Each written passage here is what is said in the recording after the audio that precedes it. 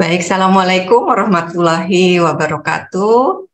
Bapak Ibu yang saya hormati, dosen-dosen di Prodimas yang hari ini bisa mengikuti acara webinar, dan seluruh mahasiswa dan dari universitas lain dan rumah sakit lain yang ikut bergabung dalam kegiatan webinar ini. Terima kasih yang sebanyak-banyaknya.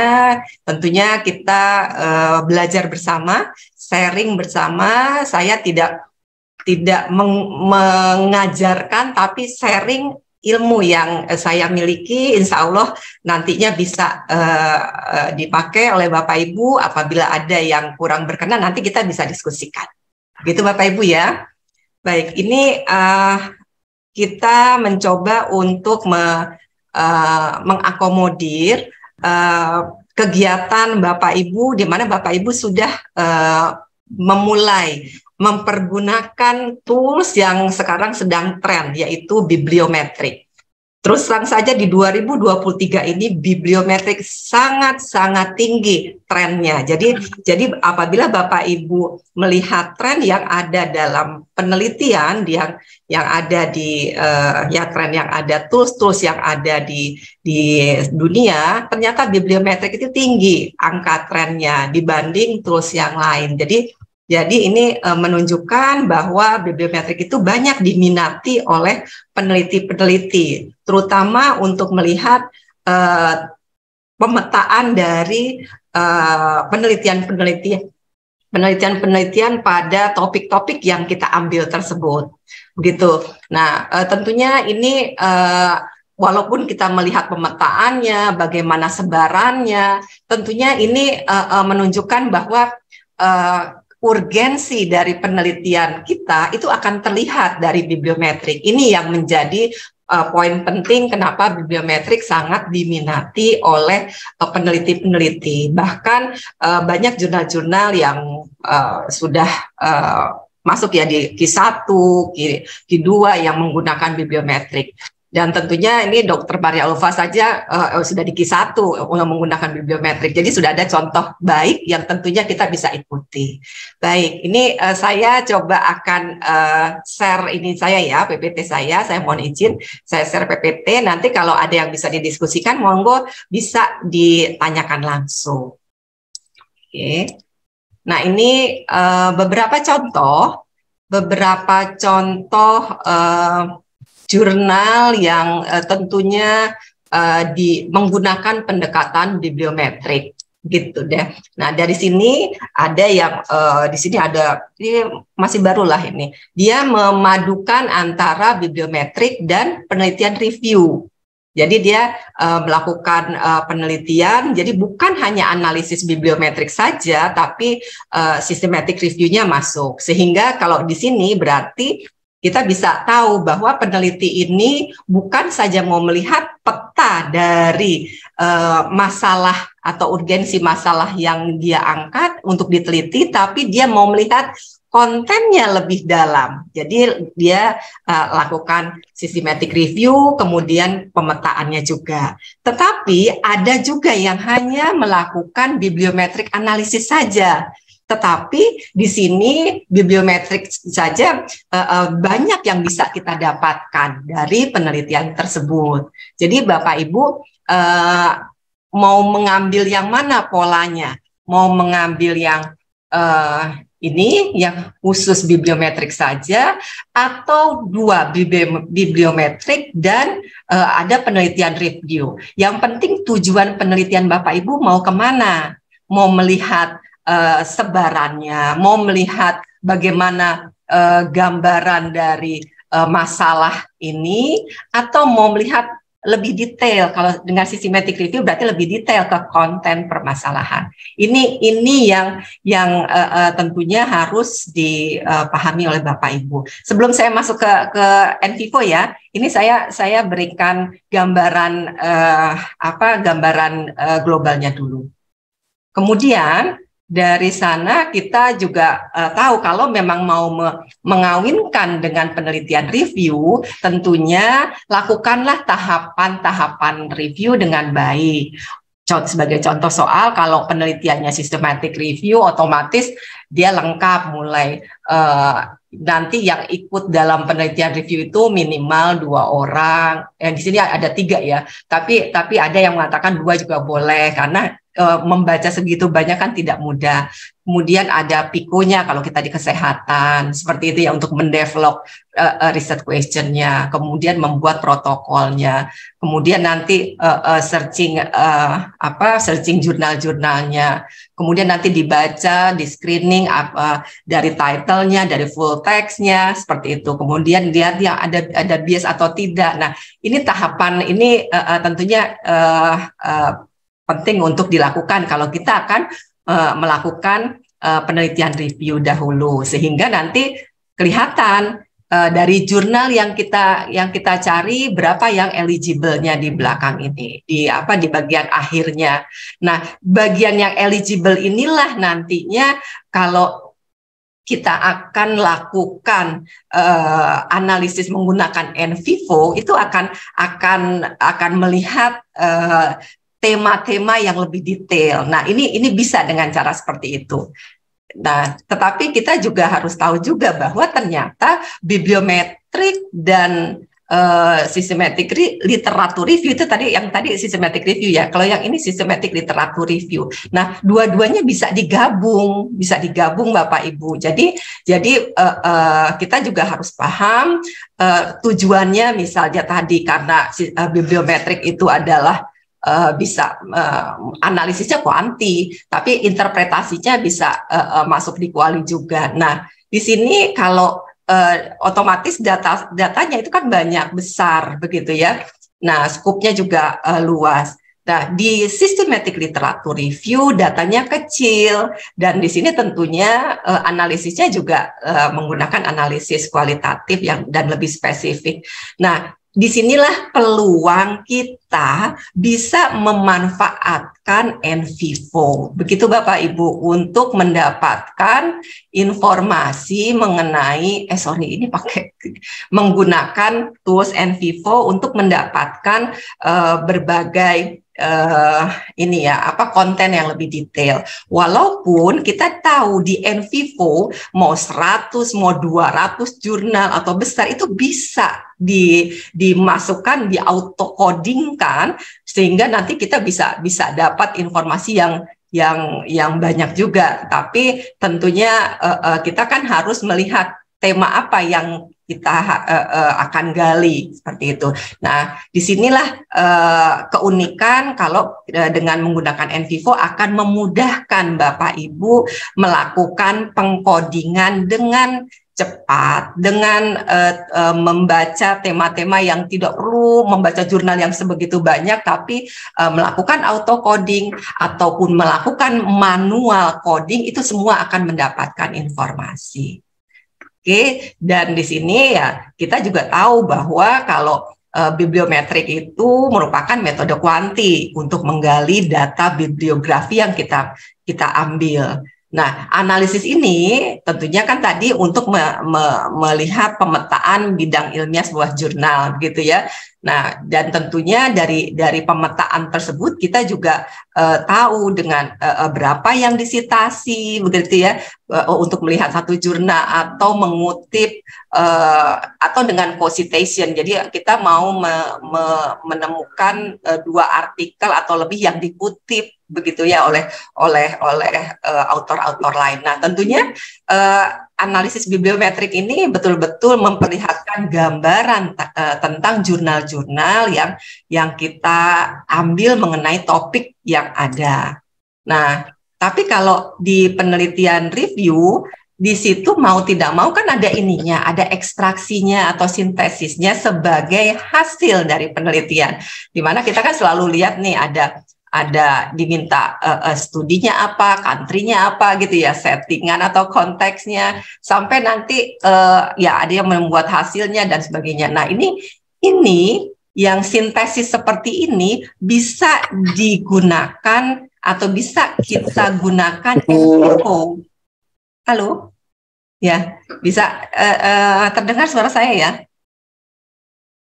Terdengar, Mbak Elsha. Oh ya, jadi untuk membuat ekstraksi ini, di sini yang biasanya menjadi kelemahan dari kita dalam menyusun ekstraksi atau sintesis ini, karena jurnalnya banyak. Nah, dengan NVivo ini ekstraksi ini bisa dilakukan dengan baik, seperti itu Bapak Ibu. Jadi ada bukan jalan pintas juga sih, tapi ini ada tools yang bisa kita manfaatkan, tapi kita juga harus mengetahui apa saja yang mau dimasukkan, karena NVivo itu adalah tools yang tentunya semua yang mengorganisasikan kita. Jadi yang mau kita masukkan studi kah, country kah, atau apa yang mau dimasukkan itu kita yang atur. Nah, di situ yang NVivo bisa mengatur dengan cepat dan lebih rapi, sehingga visualnya juga akan lebih baik. Jadi di sini NVivo memang peranannya banyak di penelitian kualitatif, tapi untuk penelitian review dia sangat membantu, begitu ya. Dan di sini untuk NVivo sendiri, karena dia merah harusnya.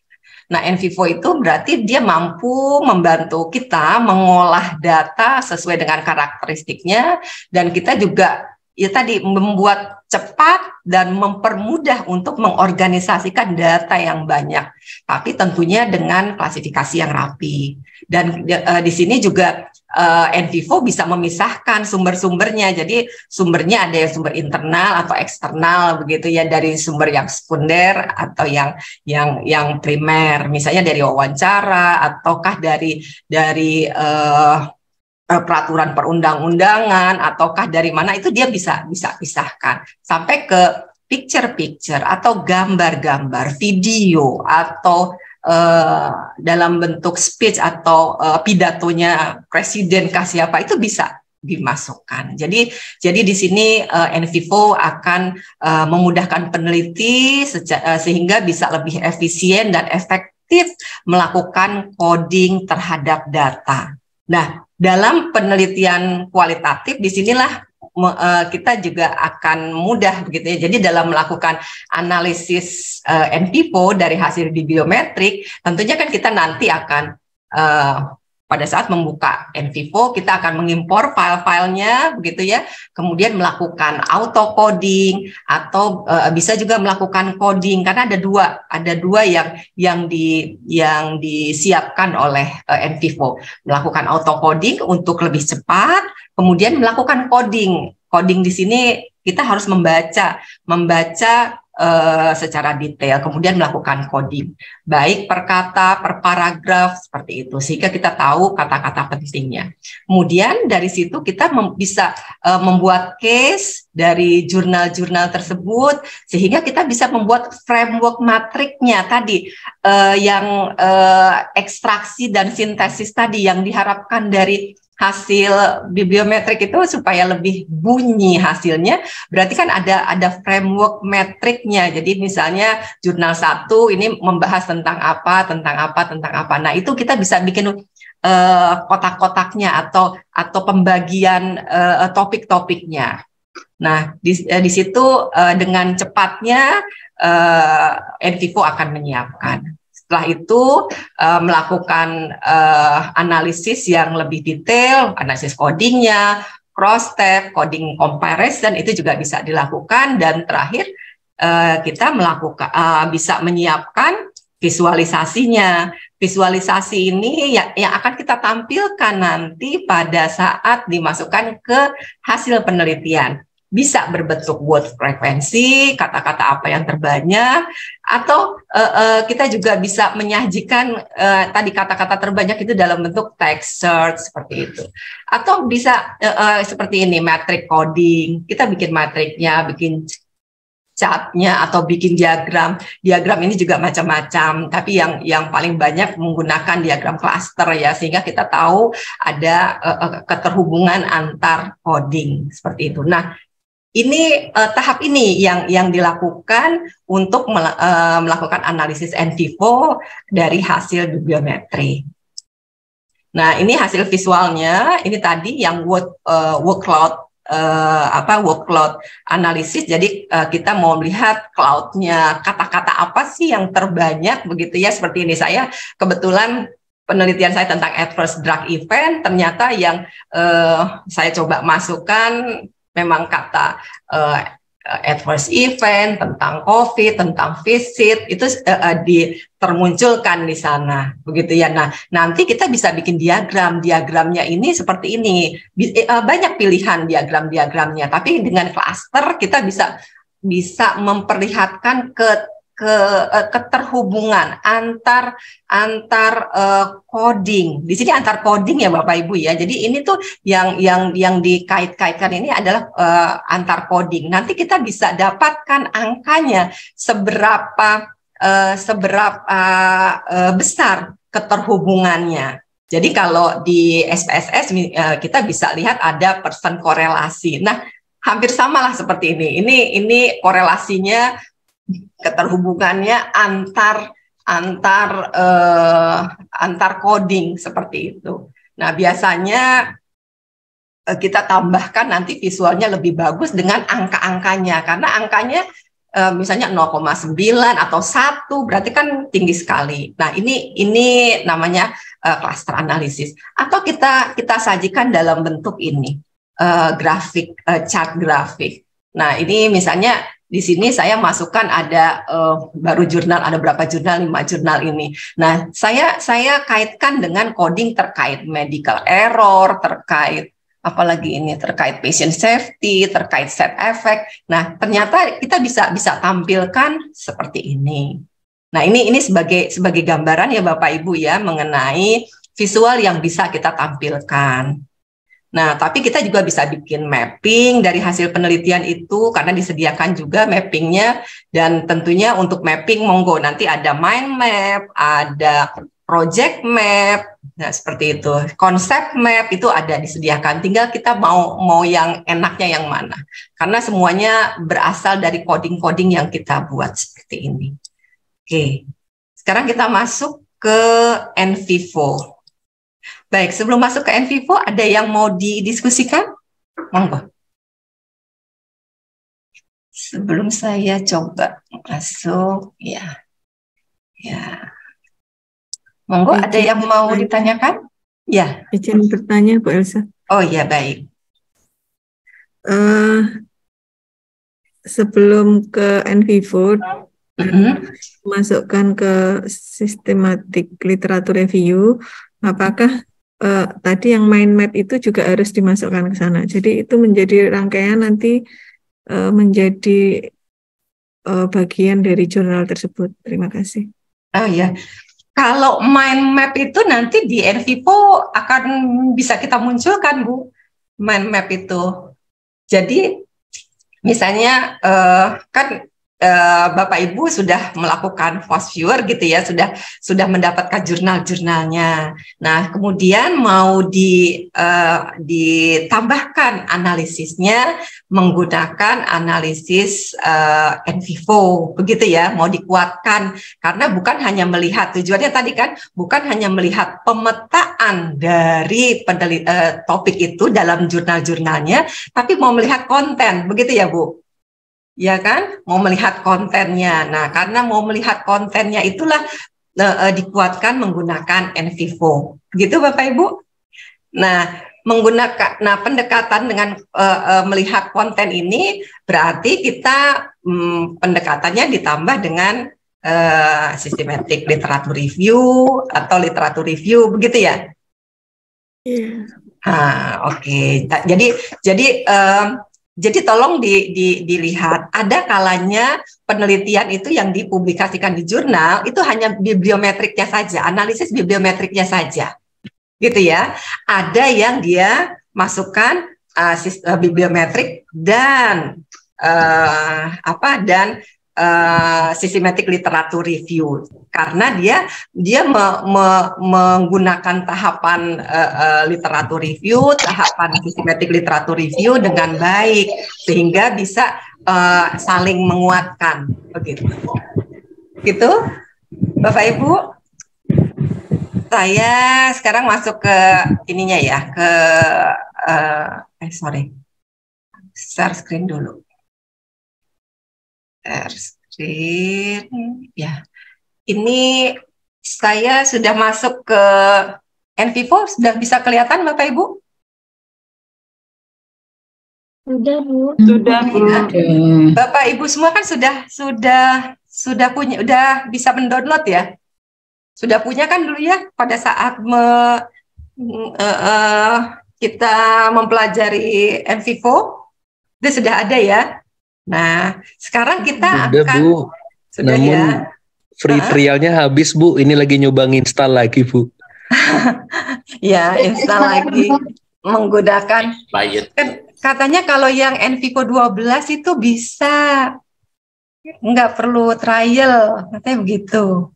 Monggo kalau ada yang mau membeli, saya nggak tahu deh, mahasiswa tuh lebih pinter kok untuk mencari-cari yang seperti itu. Karena kebetulan, siap. ya, karena kebetulan kalau saya ini sudah lama punyanya dan kemudian harganya tidak semahal sekarang. Nah, ya kalau yang sekarang mahasiswa biasanya punya trik begitu ya untuk mendapatkan NVivo. Nah, monggo lah dicari cara. Kebetulan saya pernah dengar ada yang pakai beli di Shopee kayak gitu, di Tokopedia, monggo dicari selahnya aja Bapak Ibu ya. Oke. Ini kalau NVivo yang sekarang kan tidak pakai nomor-nomoran, NVivo saja begitu ya. Nah, kalau kita tulis projectnya, kita di awal tadi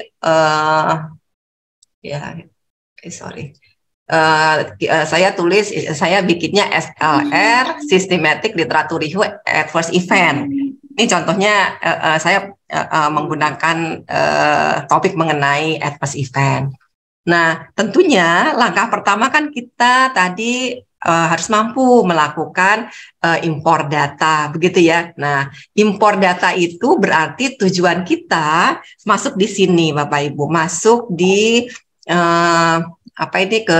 ke proses memasukkan data. Nah, datanya di sini data yang kita masukkan berarti kan jurnal ya, jurnal-jurnal. Nah, di sini kan kita bisa klik kanan, gitu kan. Nah, klik kanan, misalnya mau dimasukkan. Ini saya sudah masuk di sini. Saya hilangkan dulu lah ya. Oh, saya delete dulu. Ya. Nah, saya sudah masukkan ada 5 gitu ya. Ada berapa? Ada 6. Nah, ini kan tinggal klik kanan. Kemudian dituliskan foldernya apa, misalnya tadi saya tuliskan jurnal, begitu ya Bapak Ibu, dituliskan jurnal. Nanti dari situ karena sudah ada ya, nah itu nanti akan terbentuk jurnal seperti itu. Nah, kita mengimportnya, kita bisa menggunakan 2 cara. Ada banyak cara sebenarnya, tapi cara yang paling sering adalah cara kita memasukkan menggunakan impor lewat file seperti ini, tinggal klik file. Nah, berarti kan filenya ada ada di tempat kita. Nanti tinggal di open, masuk seperti itu. Atau kita mengimportnya lewat lewat bibliografi, misalnya lewat mana? Bapak Ibu punyanya di Mendeley, di EndNote atau di Zotero. Nah, itu juga bisa Bapak Ibu. Nah, tapi harus yakinkan dulu yang di Mendeley diekspor dulu Bapak Ibu ya. Kebetulan saya komputer yang di sini belum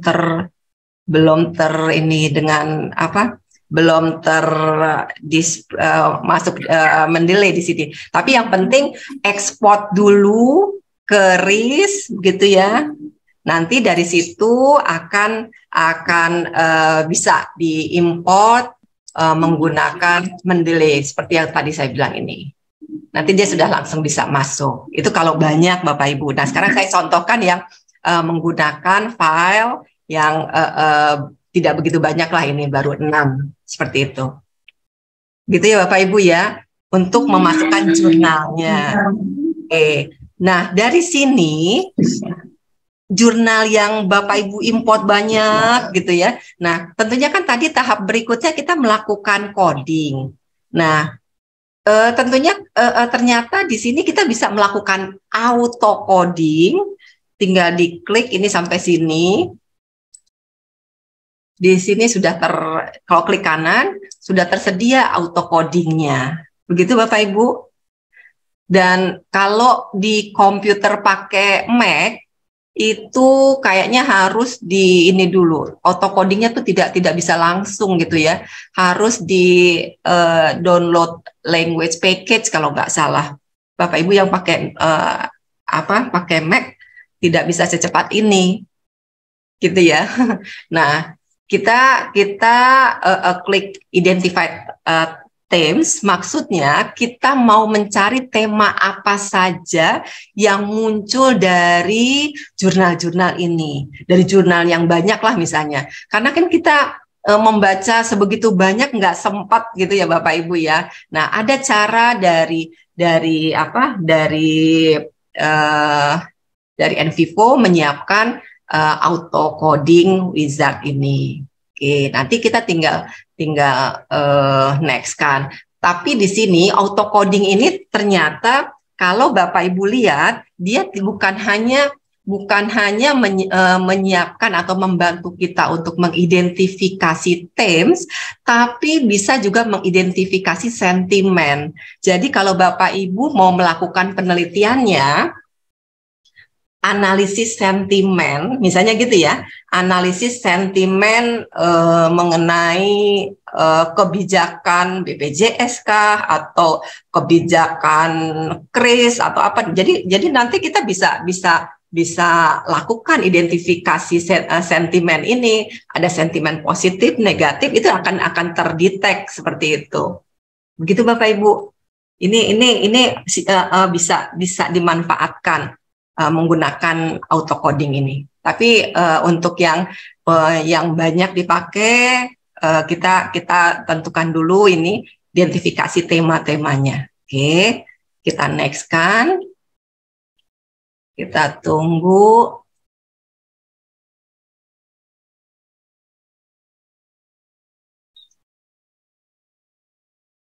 Ini karena cuma 6 cepat jadinya ya. Nah, di sini sudah ada tema-temanya. Jadi Bapak Ibu bisa lihat tema tentang drug. Jadi tema itu nggak panjang-panjang. Nah, di sini ada tema tentang drug. Nah, kemudian aksial codingnya, kalau boleh dibilang ini tema, aksial codingnya apa saja? Nah, tinggal klik plusnya ini. Di sini ada tentang drug event, drug interaksi, causative drug, occurrence apa ini dan sebagainya, banyak sekali. Nah, ini tentang drug saja, belum lagi nanti tentang studinya. Sebegini banyak. Nah, Bapak Ibu di sini bisa lihat kalau sudah tinggal difinishkan sih. Hanya kalau ini bisa dibaca. Oh iya, ini tentang ya ini banyak ya temanya ya Bapak Ibu ya. Berarti di 6 penelitian ini saja tema-temanya sebegini banyak. Oke, kita tinggal finishkan kalau tidak ada yang lain lagi. Oke.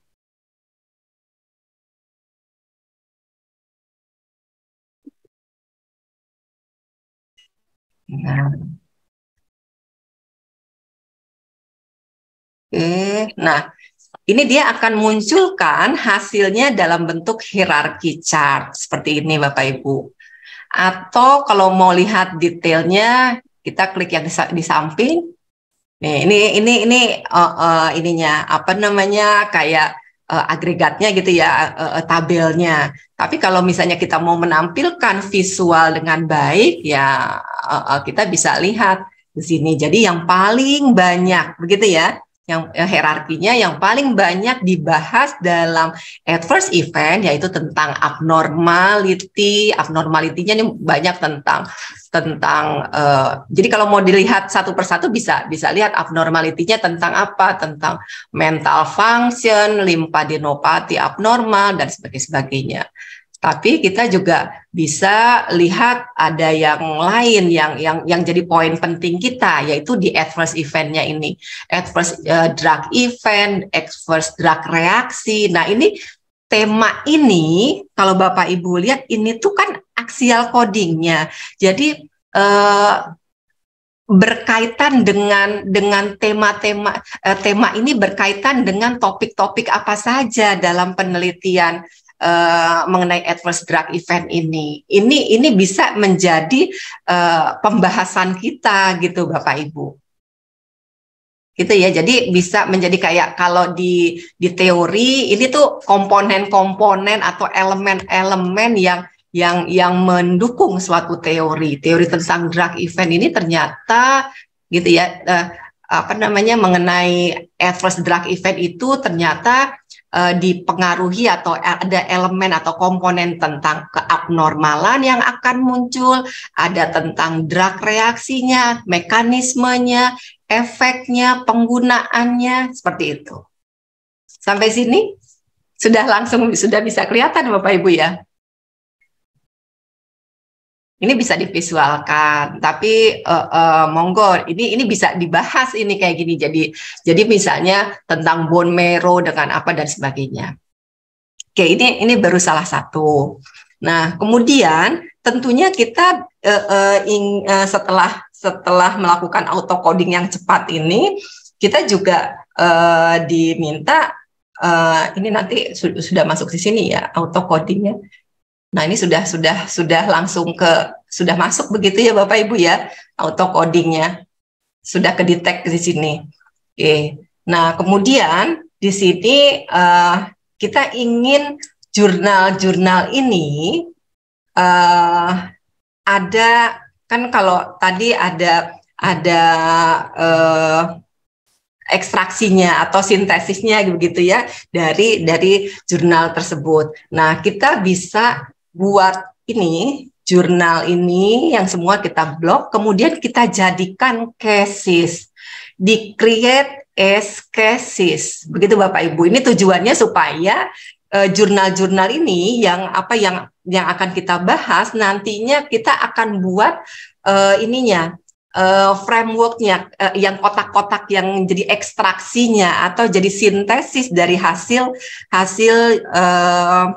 tadi pemikiran kita. Jadi kan kalau melakukan ekstraksi itu kan ada jurnalnya, autornya siapa, dari negara mana, misalnya begitu ya, hasilnya apa dan sebagainya. Nah, itu kita bisa buat. Oke, ini tadi kita buat jadi kasus begitu ya, kita buat jadi case jurnal-jurnal itu. Nah, create as cases ya, oke. Nah, ini sudah masuk, kita sebut dia jurnal Bapak Ibu ya. Oke, nah ini sudah casesnya adalah jurnal. Nah, dari jurnal ini kemudian tentunya kan kita mau bikin frameworknya ya, gambar yang ekstraksinya tadi. Nah, di note ini kalau yang berbasis Windows itu tersedia, tapi yang di Mac ini nggak ketemu, nggak ada. Jadi mungkin nanti bisanya pakai metric coding, itu bisa. Nah, ini kita bikin bukan folder baru ya, kita bikin framework metriknya yang baru, kita namakan misalnya di sini analisis adverse event begitu ya, adverse drug event. Oke, nah kemudian nanti yang akan kita sajikan row-nya itu apa? Row-nya berarti kan yang jadi barisnya ya, yang jadi barisnya cases-nya. Nah, ini ada yang sama ya. Saya yang sama nggak usah dimasukin gitu ya, ini yang sama-sama jadi jangan 2 kali. Oke, ini bisa dicek seperti itu ya Bapak Ibu ya, jadi mana yang mau dimasukkan dihitung, bisa dicek. Oke, kemudian untuk kolomnya kita bisa Select-nya, nah ini dia. Select-nya mau yang auto coding-nya tadi kah? Di sini coding itu ada auto coding atau ada coding yang kan ada dua tadi ya, ada auto coding dan coding. Nah, yang sudah kita lakukan adalah auto coding. Kalau yang coding belum kita lakukan. Nah, sekarang yang akan kita bikin framework yaitu berasal dari auto coding. Tinggal kita klik auto coding. Gitu Bapak Ibu. Oke. Terus ini auto codingnya tadi banyak ya. Nah, kemudian kita okekan.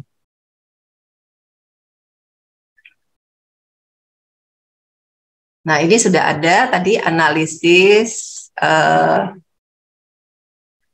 ya. Ini sudah muncul hasilnya dari masing-masing. Nah, Bapak Ibu lihat di sini tentang abnormal tadi dari coding-coding yang banyak tadi. Ini kan banyak ya. Tadi banyak sekali. Banyak banget lah. Nah, ini nanti kita coba summarize-kan, masukkan gitu ya ke tiap biar dia masuk ke kotak-kotaknya sesuai dengan ini, dengan jurnal-jurnal yang ada. Jadi nggak bolong-bolong seperti ini.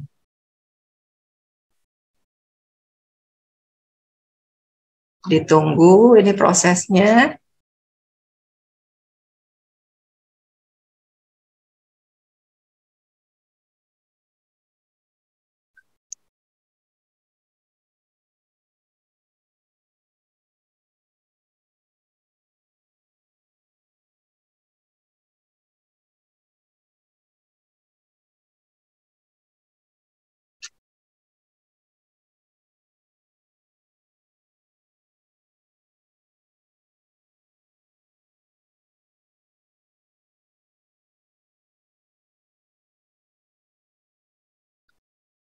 Oke.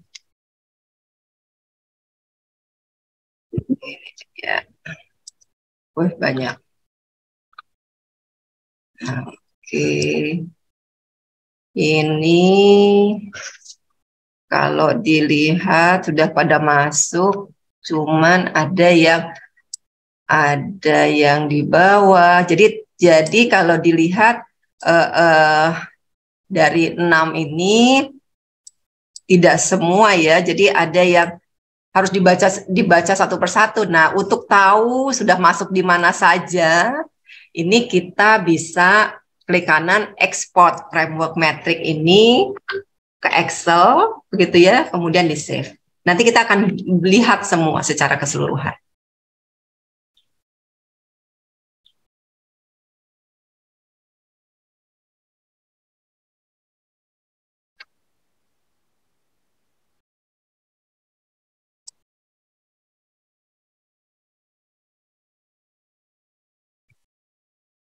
Sudah masuk atau belum ya?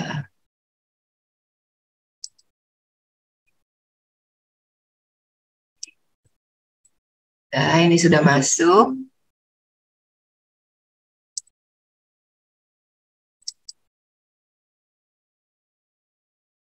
Oh ya, belum.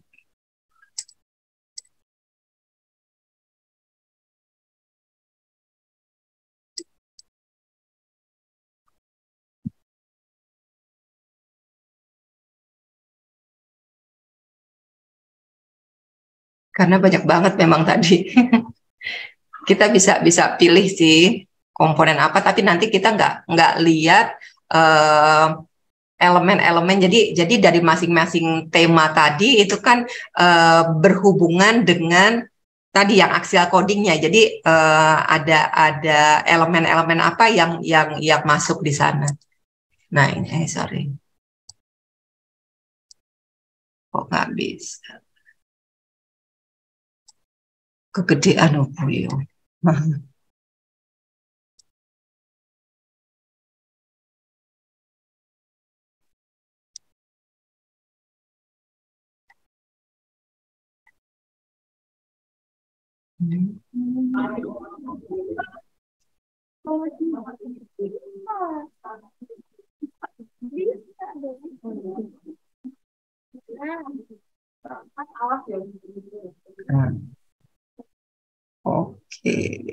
kok belum masuk ya?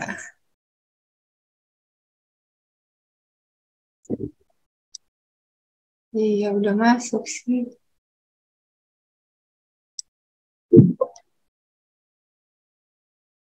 Enggak ke detect. Oh.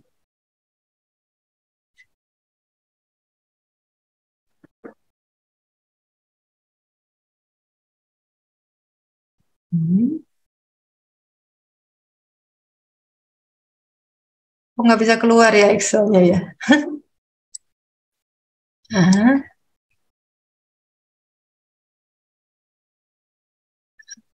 oke. Oh, oh apa kenapa ini kok bergetar-getar? Ah,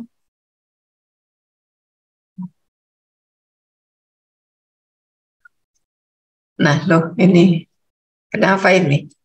Excel-nya kebesaran, kenapa ini? Mohon maaf Memorinya Bapak kayaknya Ibu. penuh itu, Bu. Hah? Memorinya penuh kayaknya, RAM-nya, Bu. Oh, begitu. Laptop saya pun juga ini lelet jadinya, Bu. Sambil buka Zoom, sambil buka ini. Oh iya? Oh, iya. Ya Allah. Iya. Mungkin itu ini kali ya. Nah, ini sebagai contoh ini sudah selesai sih sampai di sini. Nanti Bapak Ibu pada saat buka Excel, monggo dibaca satu persatu Bapak Ibu. Nah, mau dibaca satu persatu itu tuh apakah tema-tema itu sesuai atau tidak begitu loh. Karena kan bisa jadi ini kan temanya banyak nih. Abnormal itu ada tentang apa. Nah, itu belah tugas Bapak Ibu untuk men-summarize lagi gitu Bapak Ibu. Terus mengenai mekanismenya dan sebagainya. Nah, ini dibaca karena tadi kan banyak tuh gitu ya. Ini banyak banget gitu loh. Ini karena diekspor tadi kan ke Excel supaya kelihatan. Nah, ini cara satu. Nah, tadi ada cara lain yang bisa kita gunakan untuk melakukan coding. Nah, ini kan banyak nih Bapak Ibu tadi ya, banyak sekali. Nah, sekarang kita bisa melakukan yang namanya coding manual. Jadi ini kan auto coding. Nah, kalau coding manual, ini misalnya di sini ini. Nah, kalau coding manual di sini ini saya tutup dulu yang auto codingnya ya. Nah, kalau coding manual kita bisa melakukan dua pendekatan.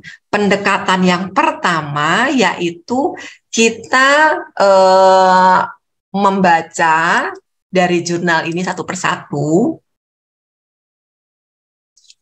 Membaca dulu langsung, nanti kita di coding itu tentang apa, ini klik kanan, ini tentang apa begitu ya nanti. Nah, tapi itu caranya yang satu membaca detail satu persatu. Ada yang satu lagi karena kita kan sudah punya pemahaman tentang teori, sudah punya pemahaman kalau di ekstraksi itu berarti kita bagi-bagi nantinya ya tentang background, conclusion, atau judul, atau riset method, riset. Nah, nanti riset itu saya akan masukkan tentang benefitnya, medical errornya, patient safety-nya. Nah, seperti itu.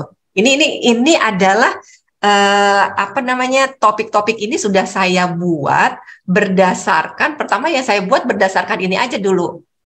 Begitu ya. Kemudian saya mulai tambahkan karena oh ya di situ kan harusnya ada benefitnya karena saya tahu ini tentang adverse drug event, teorinya tahu tentang adverse drug event yang minimal ada medical error, ada ini. Nah, cara-cara seperti ini adalah cara deduktif, membuat dulu yang besarnya. Jadi membuat parent note namanya ya. Jadi parent-parentnya dibuat dulu, baru nanti yang child-nya, anak-anaknya itu kita ambil dari cara kita membaca satu persatu. Cara mencari coding-coding mana yang dari kalimat-kalimat di sini yang ada ada keyword-nya atau ada maknanya. Jadi misalnya di sini, saya dari sini ya. Nah ini kan judulnya nih. Nah saya bisa pakai drag and drop juga bisa. diginikan drag and drop begitu ya, atau pakai klik kanan selection mode, di kode selection, kemudian itu masuk di mana, misalnya masuk di judul. Nah, nanti pakai ininya judul langsung code selection seperti itu. Masuk kayak gitu, Pak. Jadi bisa drag and drop, yang cepat itu drag and drop memang. Nah, atau di sini sama ini aja cara cepatnya aja. Nah, kemudian atau tadi diginikan dibaca ini sampai sini, ini intrinsik, ini tuh sebenarnya backgroundnya ya gitu kan, atau ini backgroundnya.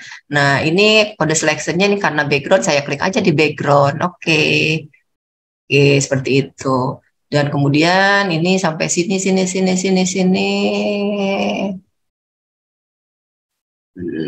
Ini prescribing information, ini betul-betul dibaca begitu ini. Nah, ini sebagai masih di background juga. Nah, gitu nggak apa-apa Bapak Ibu. Jadi ini memang harus membaca begitu kan. Nah, nanti bagian mana adalah resultnya seperti itu. Nah, ini diisi dulu sampai semua dibaca gitu ya, metodenya misalnya di sini. Metodenya itu menggunakan apa sih metodenya? Menggunakan prescribing information, review. Oh, saya sampai sini deh. Nah, sampai sini. Ini metodenya belum ada. Nah, di sini kan belum ada metode. Oh, ya, ada metode di sini. Kalau belum ada, nanti Bapak bisa tuliskan. Nah, ini terus di sini. Nah, di sini kan ada nih tentang increasing customer and complementary CBD use. Oh, ini CBD use ini tentang penggunaan ini ya. Ini misalnya ini efek sampingnya. Atau ini apa ini? Potensial board. Oh ya, ini misalnya kita bikin create new baru. Ini kan baru nih. Ini misalnya efek samping, misalnya begitu ya. Efek samping. Side effect. Nah, seperti itu. Nanti muncul ini side effect-nya udah masuk di sini, nggak apa-apa lah. Nanti nggak gabung. Ini sebagai contoh begitu ya Bapak Ibu ya, kalau misalnya mau menambahkan. Jadi lebih mudah. Itu cara satu persatu manual. Tapi ada cara yang cepat lagi karena kita sudah punya seperti ini. Nah, kita bisa explore pakai text search, di mana kita sudah punya gambaran tadi ya, misalnya ini saya selective coding di file apa aja tadi di jurnal ya. Kemudian saya okekan, kemudian saya search-nya apa? Misalnya search-nya tentang medication error. Tadi kan itu kan medical error. Medication atau tadi yang sesuai dengan yang autocode tadi, drug di autocode tadi kan banyak ya, drug reaction.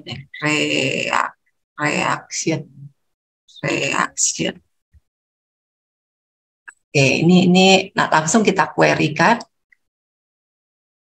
Nah, ternyata banyak tentang drug reaction. Nanti kita lihat di sini. Wow, banyak banget tentang drug reaction. Nah, tentunya kita ambil referensinya saja di kalimat mana saja dari sini, dari jurnal tadi. Ini banyak. Nah, kita langsung kontrol A semuanya ya. Nah, kemudian dari kontrol A itu kita klik kanan, code selection kan tadi mau dimasukkan kemana? Ini kan tadi tentang apa tadi drug reaction ya. Nah, berarti kan baru nih drug reaction. Nah, drug reaction itu bagian dari mana? Dari result kan Bapak Ibu ya. Oke, karena itu bagian dari result, nanti bisa ditulis ini drug reaction. Drug reaction. Oke. Nah, drug reaction ini tadi masuk sini. Karena tadi harusnya dimasukin di bagian result ini kita bisa pindahkan. Oke, seperti itu Bapak Ibu, ada 77 katanya. Jadi manfaatkan dari tadi auto coding yang ada. Jadi di sana seberapa banyak kata-kata itu gitu ya. Nah, ini bisa dijadikan coding. Gitu Bapak Ibu. Bisa dipahami, itu salah satu untuk mendapatkan coding-coding. Nah, belum lagi kalau misalnya kita lihat mengenai coding tentang apa namanya, misalnya kalau mengenai cost mungkin nggak dimasukkan. Nah, itu kan kita kan tidak lihat sampai sana karena tadi tidak di auto codingnya. Kita tentang yang kita lihat tentang abnormal mekanisme di mana yang kayaknya perlu kita cari, kita gunakan dengan teks tadi. Itu bisa mempercepat Bapak Ibu membuat coding. Ini tentang yang fokus memang di drug reaction, ada drug adverse drug reaction, adverse drug mekanismenya kali ya.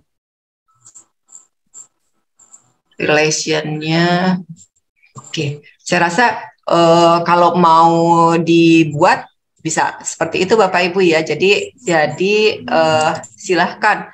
Misalnya kita mau lihat ke kardiovaskuler sistemnya, ke organ sistemnya seperti itu. Itu juga bisa diinikan. Jadi minimal ini mengguideline Bapak Ibu tahu tema-tema luas yang secara luas yang ada di jurnal tersebut. Kalau kita mau lebih detail, pakai seperti ini, pakai text search tadi sehingga lebih kuat. Misalnya kita ingin tahu obat apa saja sih yang banyak menyebabkan menyebabkan adverse drug event begitu ya. Nah, itu juga bisa diangkat seperti itu. Oke, sampai sini. Ini codingnya, berarti kan ini sudah banyak nih, begitu. Nah, kita bisa selesaikan semua jurnal. Ini baru satu jurnal, Bapak Ibu ya, belum nanti lihat di dalamnya, begitu ya. Kan ini kan harus dibaca dan di coding. Begitu juga jurnal yang lain. Makanya kenapa sebaiknya dalam melakukan coding ini jangan hanya sendiri, begitu kan?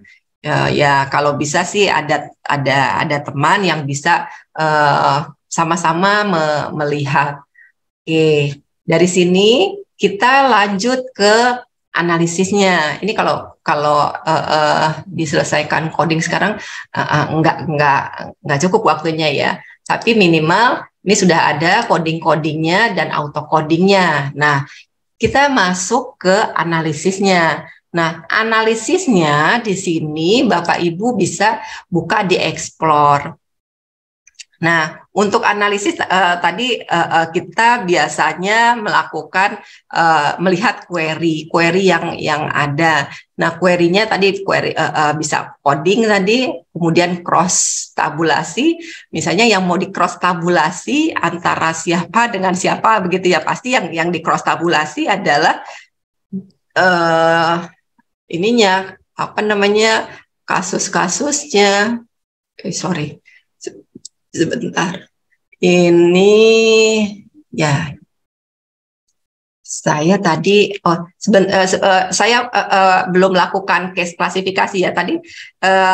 Case-nya kan sudah kita buat, jurnal itu sudah kita buat jadi kasus begitu ya. Nah, dari kasus kita akan sudah pindahkan ke klasifikasi. Maksudnya klasifikasi ini bisa tutup dulu. Maksudnya adalah kita bisa mengklasifikasikan atau mengkategorikan gitu loh Bapak Ibu. Kalau kita di penelitian bukan jurnal, klasifikasi ini kayak ini umurnya, karakteristik deh, kayak umurnya, gendernya, maksudnya seperti itu. Nah ini di sini ini double nggak apa-apa ya. Ini ada double 2, ya nggak apa-apa deh. Nah di sini dia misalnya nih kita mau masukkan atributnya ya, atributnya yang sudah saya masukkan negara, terus jumlah citasinya, misalnya begitu ya, atau kita tambahkan lagi atribut yang lain, misalnya apalagi biasanya kan ya negara, kemudian apanya lagi? Autor. Nama autornya ya, autornya pasti biasanya ada deh. Biasanya ini ya kali ya tahunnya ya, tahun keluarnya jurnal itu ya. Oke, tahun terbit.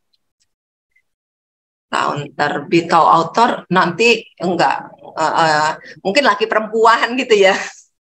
Nah, itu tahun terbitnya. Nanti value-nya kita masukkan. Value-nya misalnya di sini antara 2017 sampai 2019, misalnya 2 tahun gitu ya. Kan kayak bikin karakteristik responden gitulah. Nah, ini tuh seperti itu Bapak Ibu. Terus 2019 sampai 2021. Sorry. 2021, terus di-add lagi misalnya 2021 sampai 2023. Oke. Nah, ini salah ini. Udah ya? Oh, udah kan. Oh, atribut value. Oh. Coba ini tahun terbit. Mungkin tidak beririsan tahunnya itu. Oh. Harus diinin kok. Oh. Ini harusnya enggak bisa. Oh, enggak ada, enggak boleh beririsan kali ya. Coba sih. Enggak sih, biasanya bisa ya. 2019 misalnya gitu ya. 2020 2021 saya begitu. Ih, kok nggak boleh empty? Nah, lu Yang bawahnya harus diisi juga, Bu Elsie. yang ini ya? G. Mungkin Tadi karena kepencet tadi ya. G. Harusnya 2022. Sorry. 2022. Oh iya, karena kepencet jadi itu ya. Oke. Nah, tadi ya, yang 2022 udah ada hijaunya lagi. Nah, di sini kan sudah ada. Kalau sudah ada begini semuanya akan ikut Bapak Ibu semuanya. Nah, ya kan? Berarti kan ini tadi yang tahun terbit berarti ada yang harusnya kita koreksi ya. Ini jangan hidup. Nah, kayak gitu. Hidupnya di unassignment. Nah, oke. Berarti kan ini sudah 3 ya, semuanya juga akan 3. Seperti itu, sama. Nah, berarti sekarang kita tinggal mengisi satu persatu Bapak Ibu.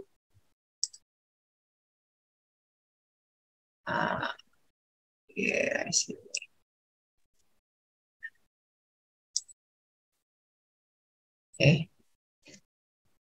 Sorry. Ini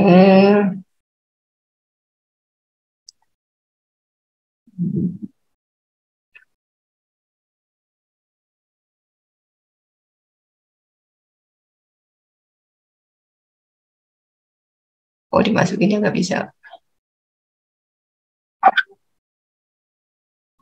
Oh.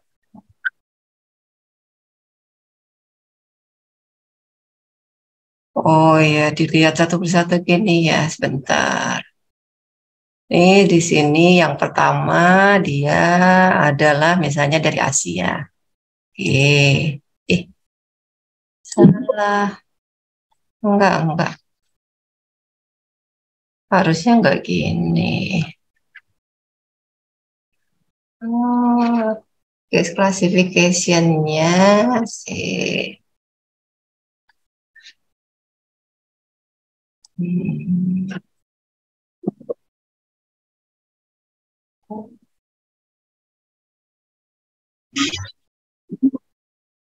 Bisa coba ini kita langsung explore fast tab,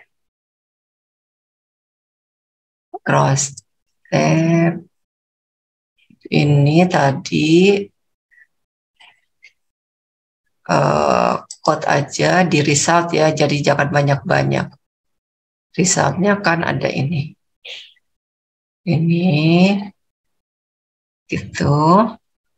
Kemudian kita pilih klasifikasinya tadi jurnal, terus berdasarkan negara tahun terbitnya tadi belum ke ini ya. Coba kalau negara, belum semua aku munculin. Coba.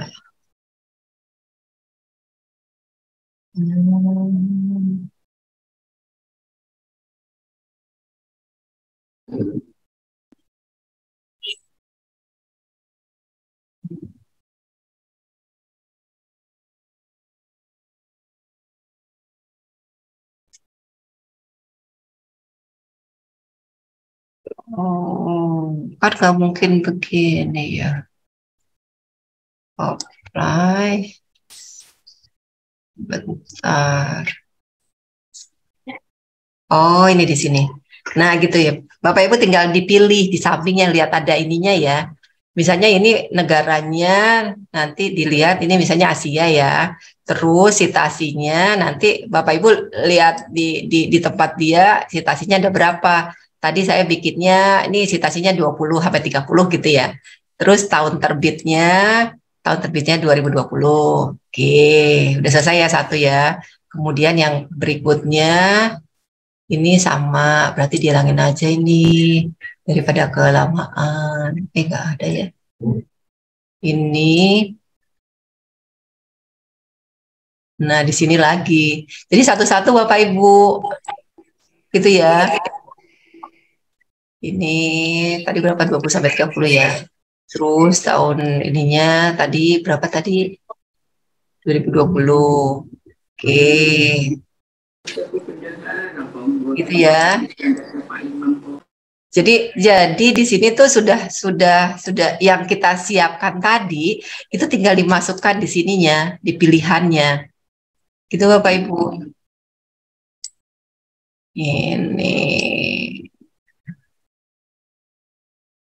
Ini ada dua jadinya banyak. Ini kesuwen kalau ini banyak. Coba ya, ini sudah bisa nggak ya kita ini kan, biar nggak kelamaan. Ini tadi di cross tab. Ya, dia kalau belum semua dia nggak mau kali ya. Ini di sini.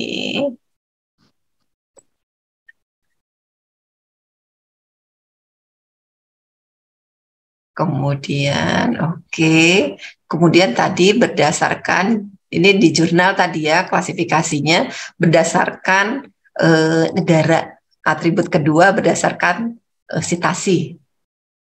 Nah, kita langsung run query. Nah, ini udah keluar ya Bapak Ibu ya. Tadi kan yang dikerjain tadi ini kan sitasi, terus apalagi. Nah, nanti kita lihat di sampingnya. Ini kan tabelnya nih. Nanti kalau misalnya dilihat ini kan tadi berdasarkan ini yang saya ambil tadi codingnya yang result aja ya. Ini pada dasarnya bisa mau diambil yang mana. Jadi mau semuanya juga boleh. Nanti tinggal pilih untuk lebih bagusnya visual, kita tinggal pilih chartnya. Nah, ini chartnya. Terbalik. Nah, ini chartnya bisa dibikin begini, dibikin begini. Sorry. Nah, misalnya begini. Oh, jelek. Nah, mungkin begitu. Nah, mungkin begitu. Ya, mungkin seperti itu. Situasinya ini negara Asia, yang paling banyak itu negara Asia segini, seperti itu. Dengan gambaran codingnya seperti ini. Gitu Bapak Ibu, nanti tinggal dilihat aja mau yang kayak apa, di sini disediakan.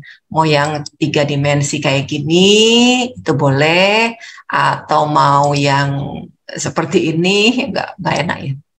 Ini seperti ini, monggo. Di sini banyak pilihan, atau pakai radar, begitu. Nah, radar ini juga oke juga. Begitu Bapak Ibu ya. Jadi ini banyak pilihan yang bisa digunakan oleh peneliti untuk memvisualisasikan hasil dari penelitian. Halo, iya, monggo. Ada yang mau tanya tadi? Nah, selain menggunakan ini, kita juga bisa menganalisis lebih banyak lagi menggunakan diagram. Nah, diagramnya apa? Menggunakan cluster analisis. Gitu Bapak Ibu.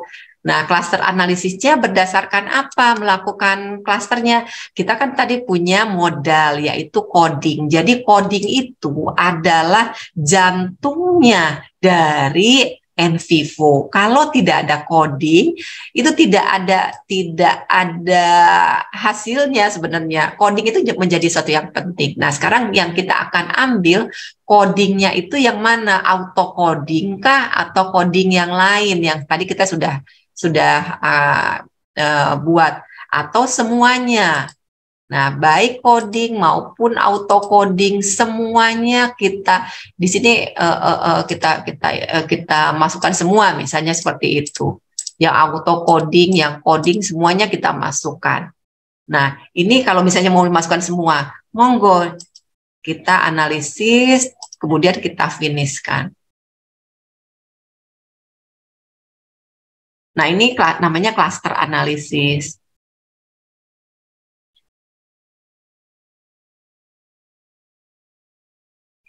Nah, memang dari cluster analisis kita akan nanti dapat ininya, diagram visualnya yang baik, dan summary-nya kita tinggal pilih mau di cut off berapa, seperti itu.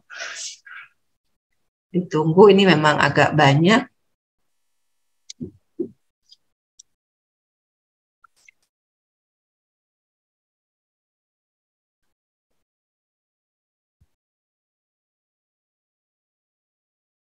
Memang tampilan di NVivo 12 tidak sama dengan NVivo ini, tapi isinya hampir sama, seperti itu. Dan bahasanya mungkin juga beda. Kalau di NVivo 12 bukan coding, tapi note, gitu ya. Tapi ya sama aja lah. Tapi minimal kita tahu bahwa melakukan coding itu kita bisa bikin parentnya yang besar-besarnya atau bikin chartnya sebagai aksial codingnya. Jadi minimal kalau kita tahu bahwa tema itu adalah coding besar yang akan kita cari, nah itu kita bisa triggernya kita bisa ambil dari auto coding yang tadi kita sudah buat.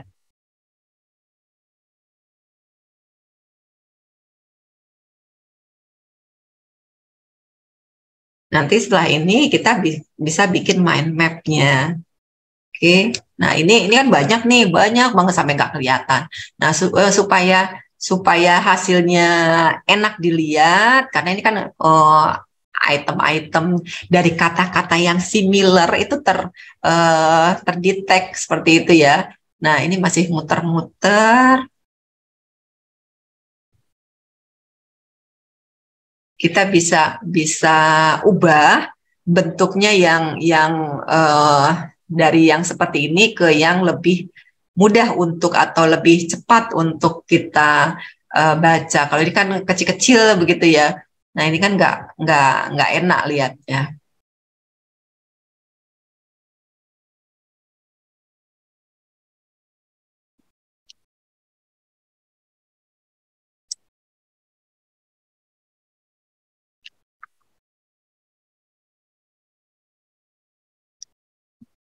Oke, ini saya ubah ke bentuk diagram yang bulat kayak tadi, yang sebagai contoh. Nah, ini. Nah, apabila Bapak Ibu mau lihat keterkaitan atau hubungan antar antar coding-coding ini mana yang paling besar gitu hubungannya. Nah, ini bisa dilihat di summary-nya. Summary-nya di samping ini. Nah, ternyata summary-nya hubungannya satu karena memang ini ya. Nah, tapi ada yang nilainya di bawah 1. 0,9, ada yang 0,8, ada yang 0,9. Jadi di sini hubungan antara coding-coding itu memiliki angka. Jadi di sini ada persen korelasi juga Bapak Ibu. Nah, monggo Bapak Ibu mau kalau banyak seperti ini mau menentukan cut off-nya berapa bisa, misalnya cut off-nya di angka 1 kalau lihat seperti ini ya, sehingga nanti Bapak Ibu pada saat menyajikan dalam bentuk tabel itu ya jangan semua karena banyak ya. Nah itu ambil yang paling besar saja. Tapi kalau mau menyajikan dalam bentuk diagram, tidak ada salahnya Bapak Ibu tuliskan angkanya tadi di sini. Misalnya antara drug reaction dengan penyebab efeknya itu adalah 1 misalnya. Nah ini di sini akan menarik Bapak Ibu ininya akan kelihatan berapa ininya angka korelasinya. Ini diekspor dulu, kemudian nanti Bapak Ibu bisa tuliskan ini diekspor gitu ya. Nah ini.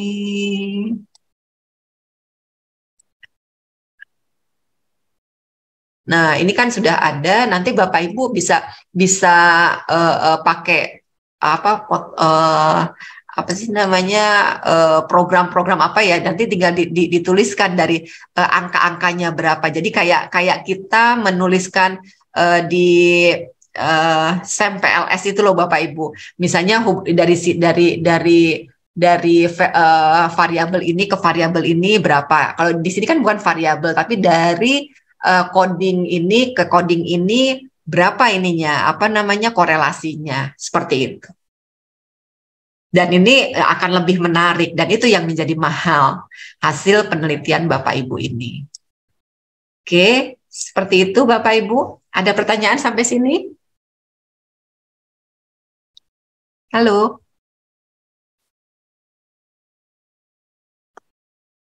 Halo Bapak Ibu? Belum dong. Nah, sudah mulai mencoba?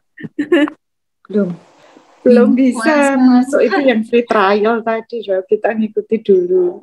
Oh, nah sekarang kita analisisnya kan tadi analisis klaster begitu ya, ini klaster analisis. Tanya, Bu. Oh, monggo. Yang nilai korelasi yang 1 itu adalah maksimal ya, Bu? Oh iya, kan di mana-mana kalau korelasinya 1 berarti korelasinya sangat kuat, begitu kan Bu? Paling kuat adalah 1. Paling rendah ya kalau di SEM itu dia cut off-nya 0,7 kan Bu? Iya. Nah kalau di sini dia nggak sebutkan sih, kita saja yang ininya yang menjustifikasi, tapi minimal kita tahu nilai 1 itu yang paling tinggi. Jadi kalau misalnya di sini nilai 1-nya sudah ada, ya lebih baik itu saja yang dimunculkan. Memang ini yang paling coding ini atau yang tema ini yang paling berpengaruh, begitu kan Bu, dalam penelitian ini. Ternyata tema tentang drug interaksi, ini tinggi-tinggi. Jadi ada 10 tema ini yang paling, ini ada berapa nih? Ya, pokoknya yang 1 ini yang paling berpengaruh begitu Bu. Paling memiliki korelasi yang tinggi untuk membahas masalah adverse drug event. Itu contohnya Bu. Ya, Bu. Oke. Kemudian kita bisa tambahkan lagi gitu kan, ininya mungkin tadi udah diagram tadi mengcompare file, mengcompare kasus dan sebagainya, itu bisa dilakukan. Tapi kita bisa juga menyiapkan tadi, mungkin tadi Ibu kan mau mind map-nya atau project map-nya gitu ya. Nah, yang paling sering ditampilkan, kalau mind map kan biasa gitu kan Bu, kalau mind map gitu ya. Nah, kalau project map ini yang lebih menarik. Nah, ini misalnya project map at first event gitu ya. At first event. Nah, kemudian dari nama itu kita bikin ininya, apa namanya, map-nya. Nah, map-nya kita tinggal add project. Untuk memulai klik add project. Jadi dia udah kasih tahu, suruh diklik add project. Nah, mana yang akan kita masukkan? Misalnya yang akan kita masukkan, karena ini jurnal ya, jurnal mana saja. Oke, di sini jurnal yang akan kita lihat dia tuh berpengaruhnya sampai kemana aja gitu ya Bu. Nah, ini kan jurnalnya ada segini. Ditambah dengan, nah, ditambah dengan di sini add-nya gitu Bu. Tinggal ini ada slotnya gitu loh Bu, add associate itemnya digeser dikit. Nah, dengan case coding atau item coding. Nah, misalnya kita mau yang item coding. Wah, item coding banyak ini. Item codingnya yang kita pilih supaya jangan semua ya Bu, yang ini aja, yang result aja misalnya gitu ya. Nah, result ini dia masuk semua. Oke.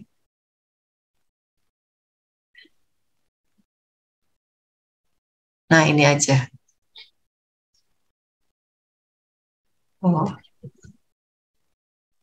dia nggak mau, maunya semua.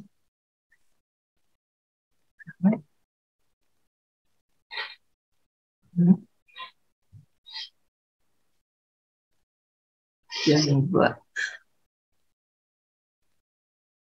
Itu kan yang banyak. Dengan ini tapi ya begitu loh Bu, ini Bu, saking banyaknya. Nah, kita bisa geser-geser, ya Allah.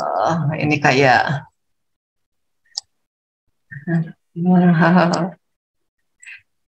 ya, kayak gini ya Bu. Mohon maaf, ini codingnya banyak ini.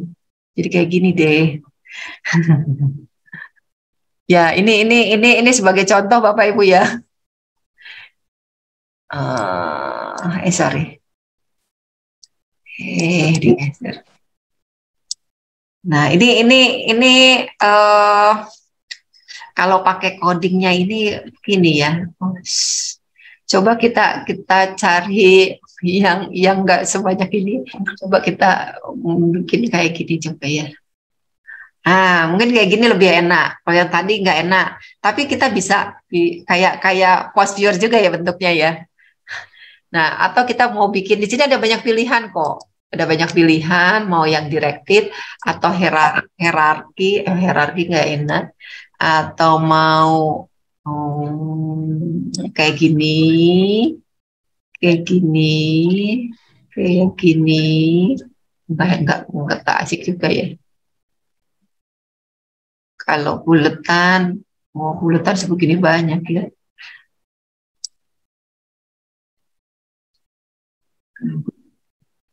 Mana tadi? Oh, ini nggak ada. Oh, ini. Ya, ini palingan. Besarin. Jadi ternyata ini. Oh, nanti bisa. Ya, ini tergantung coding ya. Tadi yang dimasukin juga auto coding di sini. Jadi kayak gini nih, banyak banget. Iya. Jadi Bapak Ibu bisa menggeser-geser, jadi bisa kelihatan di coding mana sih yang dia banyak membahas mengenai yang tadi topik-topik tadi, gitu ya. Saking banyaknya nih. Oke, gitu Bapak Ibu. ini banyak banget ya Allah. Tapi minimal beginilah, NVivo dia dengan secara cepat bisa menyajikan, gitu ya. Dan ini nanti kita bisa buat. Nah, tapi kita juga selain project map, kita juga bisa membuat yang lebih bagus, gitu ya, yang disenangi oleh mahasiswa itu ya word frekuensi. Misalnya kita mau tampilkan nggak usah 1.000 lah, 500 ya.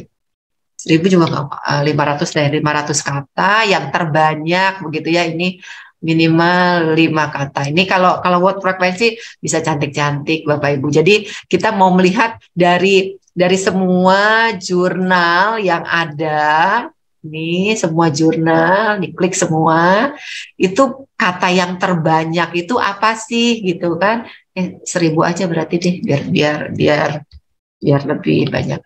Nah, itu langsung kita run query.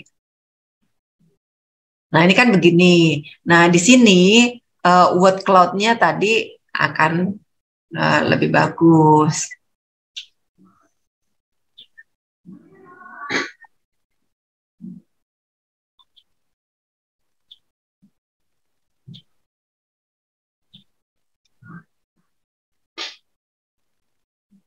Oke, nah kita tinggal bisa pilih mau yang bentuknya kayak apa, begitu. Misalnya ini tadi saya pilih yang kayak gini, sehingga di sini kan akan kelihatan, oh ternyata adverse event, visit yang paling banyak seperti ini, monggo. Ini biasanya yang dituliskan di awal Bapak Ibu oleh mahasiswa menampilkan ini, sehingga kita bisa menggiring kepada pembaca bahwa jurnal yang ada itu membahas mengenai apa yang paling banyak. Nah, itu nanti bisa kelihatan kan, summary-nya kan kelihatan nih, tentang adverse memang yang paling banyak, tentang visit yang paling banyak, dan itu terbukti di word cloud-nya. Ini nanti kita tinggal ekspor, gitu ya. Ini ekspor word cloud,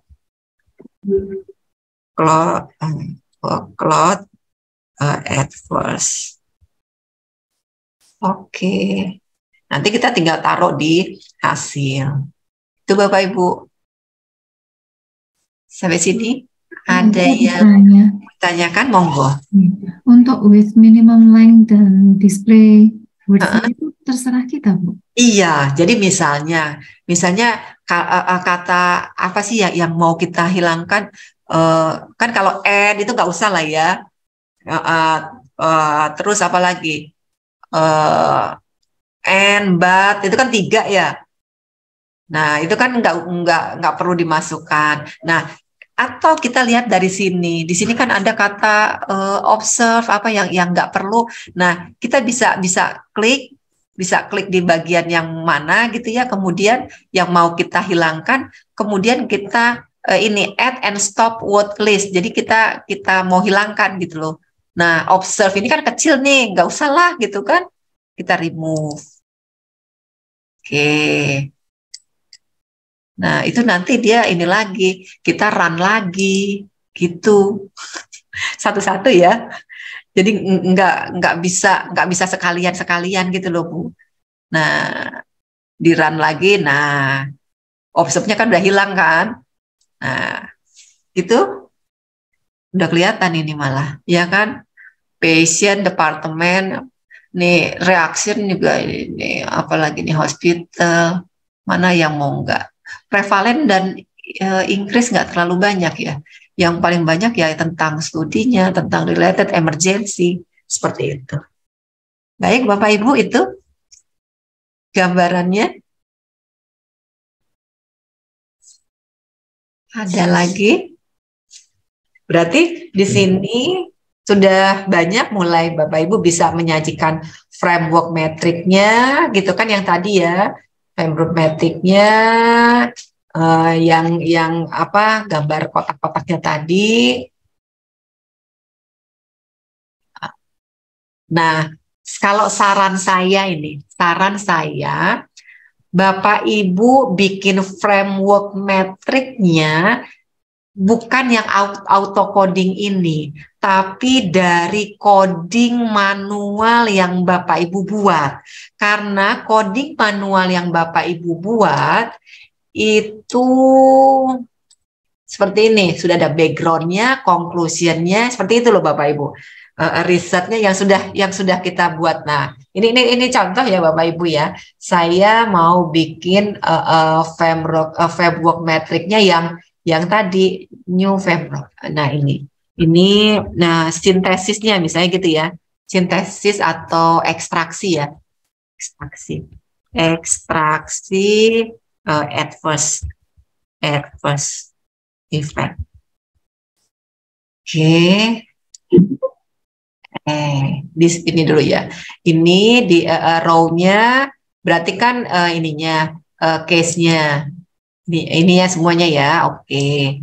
Terus kolomnya adalah coding tapi autocode-nya tidak dimasukkan. Ini dihilangkan. Nah, seperti itu. Autocode kan tadi banyak banget kan ya. Ini yang coding yang ini aja yang ada background, conclusion, jurnal dan sebagainya. Oke.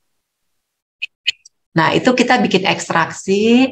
Nah, ini kan sudah ada nih background, conclusion, judulnya apa, riset metodenya ini belum lengkap semua tadi. Risetnya, benefit. Nah, ini yang ini nih bagian dari yang tadi ya. Nah, itu bisa kalau selesai kita mengcoding semua, berarti kan lebih bagus. Nah, ini nanti di summarize. Nah, itu kan lebih bagus sesuai dengan apa namanya kalau kita lihat di jurnal-jurnal begitu kan, ekstraksinya seperti itu tadi negara misalnya nama jurnal, kemudian negaranya mana, seperti itu. Nah, ini sudah masuk semua kayak gitu, nanti Bapak Ibu tinggal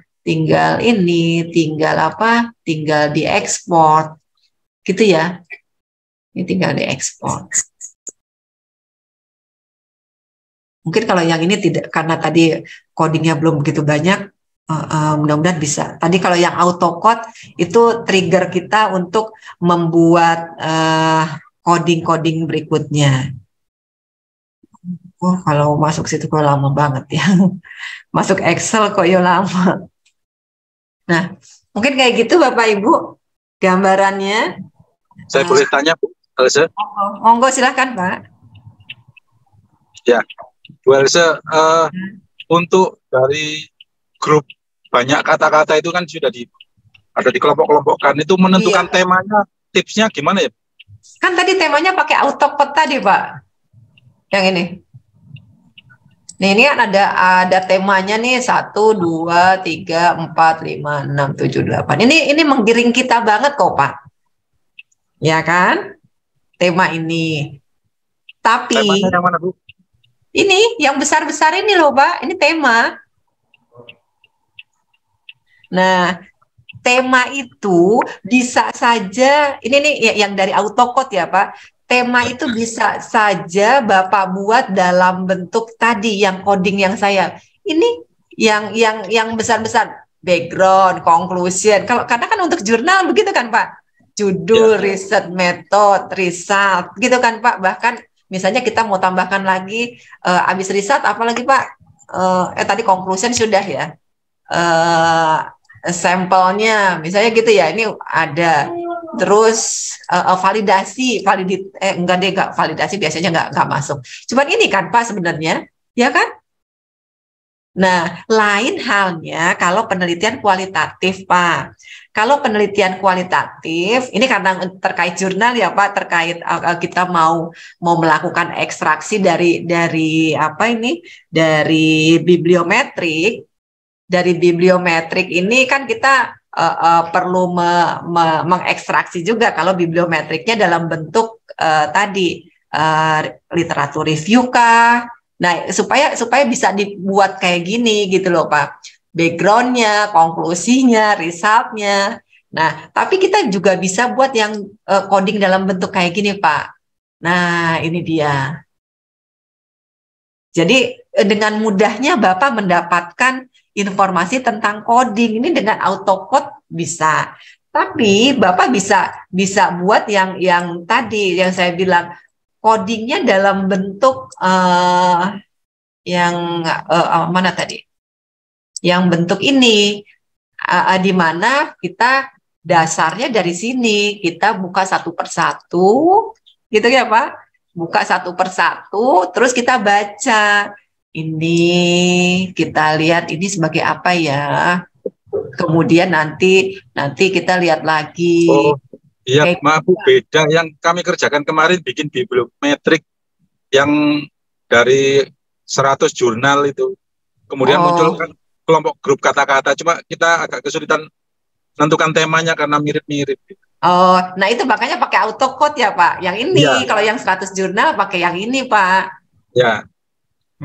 Nanti keluar kan dari 100 jurnal itu keluar AutoCode-nya. Nah, nanti Bapak dari 100 itu dibikin framework metriknya. Nanti kan akan kebaca gitu Pak.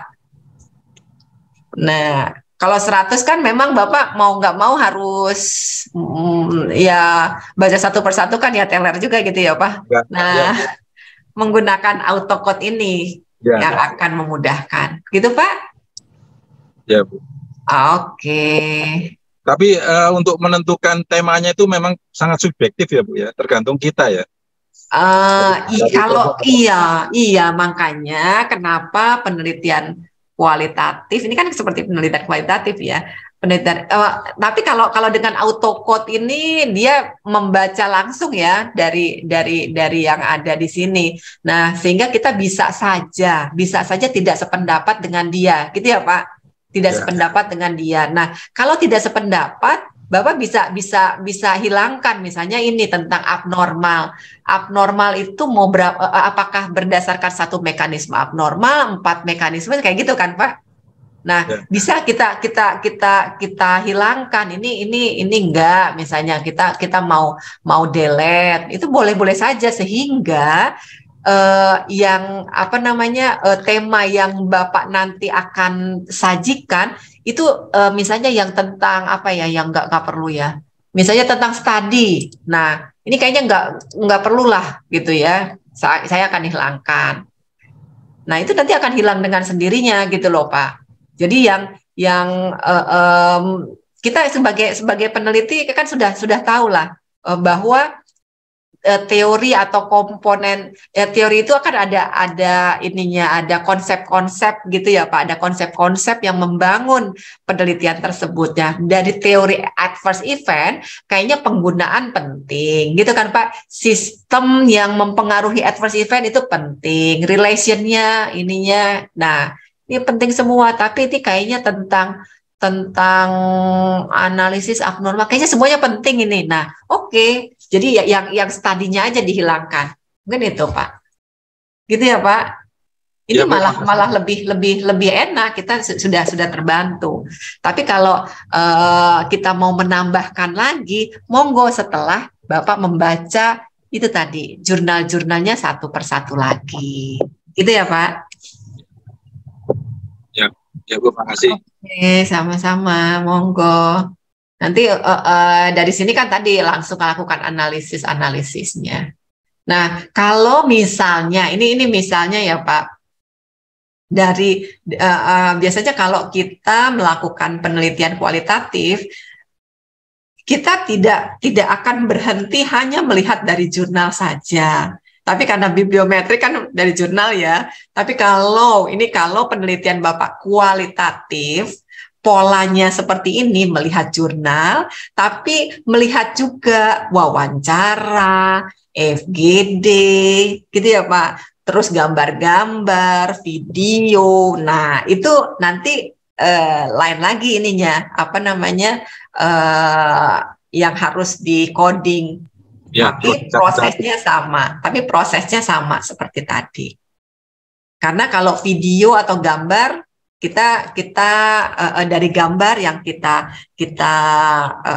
codingkan juga, itu juga bisa, Pak. Nah, tentunya insya Allah Bapak Ibu apabila Bapak Ibu mengharapkan penulisan dari coding tadi bisa divisualisasikan dengan baik sesuai dengan apa yang diolah tadi di NVivo, insya Allah itu sudah layak masuk jurnal Bapak Ibu. Begitu ya, sudah bagus. Tapi kalau Bapak Ibu mau menambahkan dengan ada gambar-gambar lain yang menguatkan, tapi dasarnya dari coding itu juga nggak masalah. Tapi minimal yang menjadi dasar pijakan kita untuk menganalisis adalah coding dan kasus ya case-nya dari jurnal-jurnal yang ada, sehingga Bapak Ibu nggak keluar jauh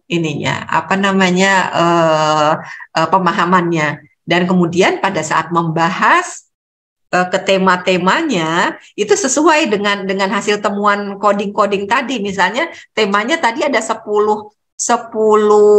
tema ya. Nah, dari 10 tema itu kan Bapak Ibu bisa ceritakan satu persatu tentang tadi misalnya reaksi adverse drug event. Adverse drug event itu tadi ada membahas tentang adverse drug reaction. Itu ada di jurnal mana? Begitu kan? Nah, kemudian adverse drug reaction itu berefek terhadap side effect apa, ada keabnormalan di mana, itu juga bisa dibahas. Jadi hasilnya itu malah runtut begitu Bapak Ibu. Jadi berdasarkan coding, berdasarkan tema yang sudah Bapak Ibu temukan. Gitu Bapak Ibu. Insya Allah tidak terlalu sulit. Yang penting memang sudah sering kita pakai, bahkan ya Bapak Ibu, kalau Bapak Ibu punya jurnal, kemudian Bapak Ibu diminta mendapatkan informasi yang cepat begitu ya mengenai topik-topik yang tren tersebut. Nah, dengan isinya apa saja pakai autocode itu sudah langsung cepat begitu.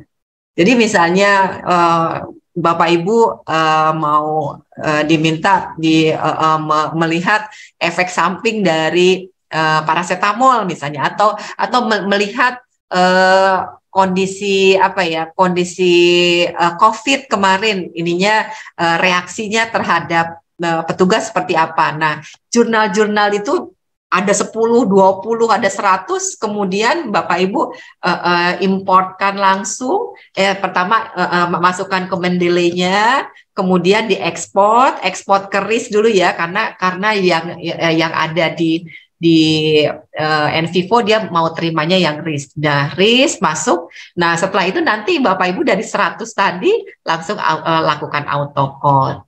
Tapi sebelumnya memang jadikan dulu case. Seperti itu, karena kalau tidak dijadikan case nanti nggak bisa autocode bisa, tapi pada saat bikin frameworknya atau kotak-kotaknya tadi nggak bisa muncul gitu Bapak Ibu ya. Cukup, mudah-mudahan Bapak Ibu tidak bosan dengan kualitatif, karena dengan kualitatif Bapak Ibu akan mendapatkan informasi yang di luar prediksi. Kayak tadi mengenai coding itu prediksi kita tidak itu gitu ya, tapi ternyata wow ada yang seperti itu.